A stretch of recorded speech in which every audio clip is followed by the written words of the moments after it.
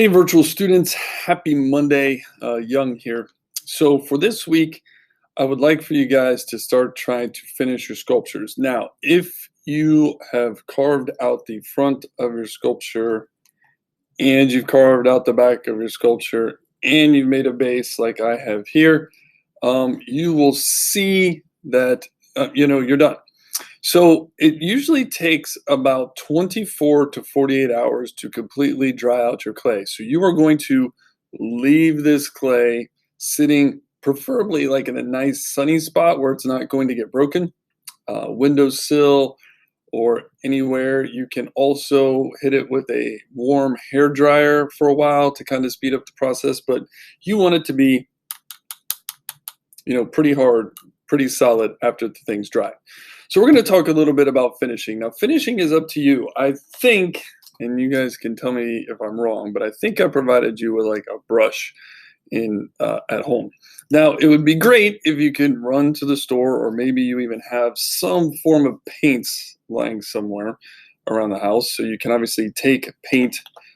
There is this, simple stuff you can buy at Michael's, Walmart, or any other craft store. It doesn't need to be terribly expensive. You guys can even use house paint if you have some of that stuff left over. There's these watercolor sets. They're super cheap. They're also at Walmart and most of the local stores that you guys can paint on your sculpture with. But I understand a lot of you guys will not have access to a lot of materials. So some other things to consider that you can use when you're painting your project. You can use markers. The clay will accept markers, so you guys can use markers to paint on your project. Sharpies are also a type of marker that would work. You can even use colored pencils. Colored pencils will, and crayons will, it'll take longer, but you can see they will eventually draw on there.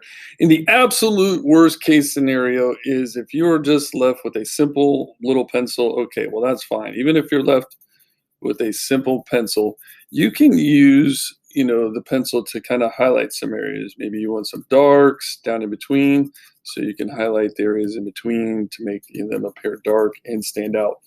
But this part is going to kind of be your creative portion of it. I would like for you to paint the front of the sculpture. I would like for you to paint the base of the sculpture, and I would like for you to paint the back of the sculpture. You do not have to paint down here in the bottom whatsoever, because next week you are going to actually take a picture of the front and of the back and show it to me. One other thing to consider while you guys are doing the painting on this is you would like one area to stand out of your sculpture when you're done painting it, and that is going to be your focal point. And I'm going to show you a couple examples of a couple other sculptures. So here is one that is about, oops, that's the backside, sorry. Here's one that's about the beach, and you can see they painted it with beaches and waves and a sunset. But see how they made the sea stand out in beach? That is a focal point. So they did a nice, lovely beach painting, but the sea is standing out, and it's the focal point. This student here painted theirs out to make it look like red rain boots and raindrops. And you can see they painted the I blue here to stand out from all the other letters. So I am going to end up painting my monster and having it look differently.